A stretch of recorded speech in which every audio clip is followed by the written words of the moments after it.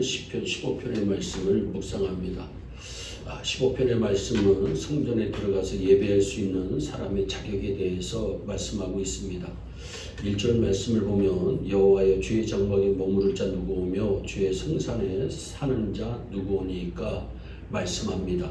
하나님 앞에 예배드리러 나오는 사람들이 하나님께 묻습니다. 과연 제가 성전에 들어가 예배를 드릴 수 있을까요? 이 말씀은 과연 나는 하나님 앞에 예배드릴 수 있는 사람인가? 과연 하나님께서는 내가 드리는 예배를 받으실까?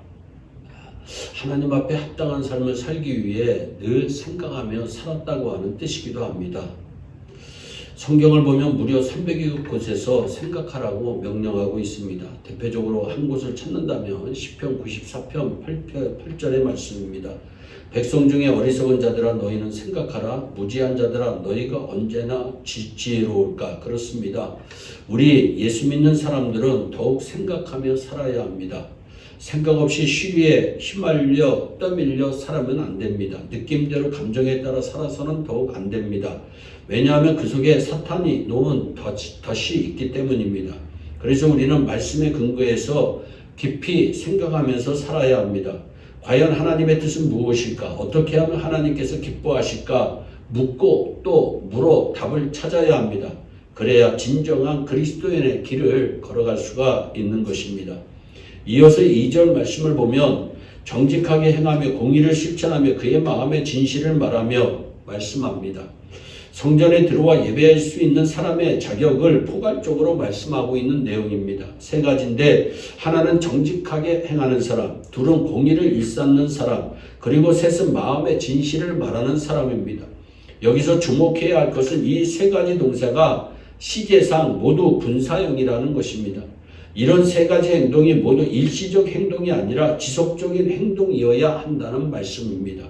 다시 말해서 이렇게 살기로 뜻을 정하고 살아야 한다는 겁니다. 즉 생각하고 살고 뜻을 정해서 살아야 합니다. 성경의 인물들은 모두 뜻을 세우고 살았습니다. 대표적으로 다니엘을 들 수가 있습니다. 다니엘서 1장 8절을 보면 뜻을 정하여라고 말씀합니다. 그가 분명한 뜻을 세웠다는 말입니다. 다니엘은 패전국의 포로로서 승전국 바벨론의 포로로 끌려간 청년이었습니다. 그러나 그는 포로로 끌려갔지만 어떠한 경우에도 믿음을 잃지 않겠다고 스스로가 뜻을 정합니다. 그리고 정성을 다해서 그 뜻을 지켜나갑니다. 그가 포로 생활하면서 믿음을 지키기 가장 어려웠던 것은 먹는 문제였습니다.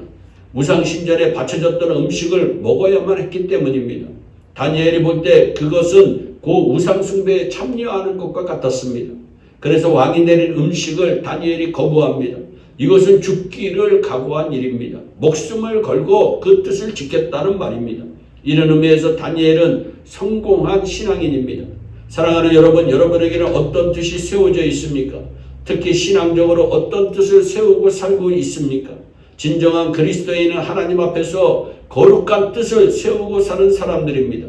그리고 그 뜻을 이루기 위해 최선을 다해서 사는 사람입니다.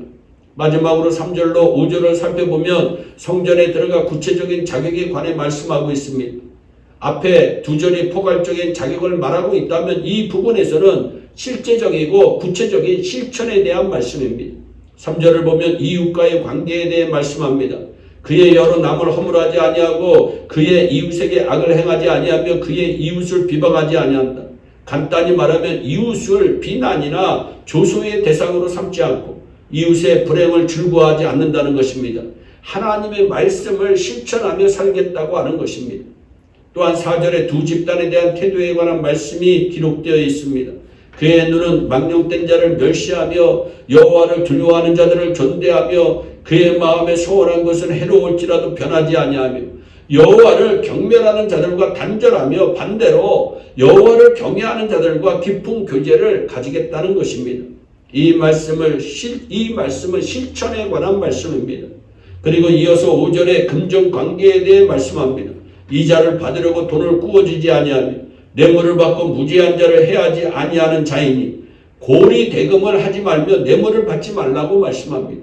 이런 말씀은 구체적인 삶의 현장에서 하나님의 말씀대로 실천하며 사는 것을 성경은 말씀하고 있습니다.